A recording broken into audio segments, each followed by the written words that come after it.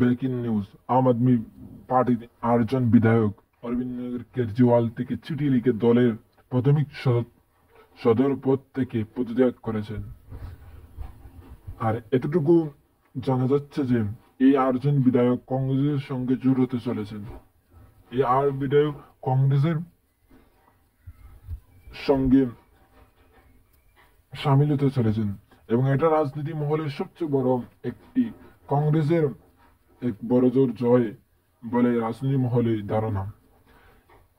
এই 8 জন বিধায়ক যেদিকে কংগ্রেসের আরো কয়েক বিধায়কের মাধ্যমে এটাই বোঝা যাচ্ছে যে দিল্লিতে এবার কংগ্রেসের সরকার হবে, না বিজেপি আসতে পারবে না আম আদমি পার্টি আসতে পারবে।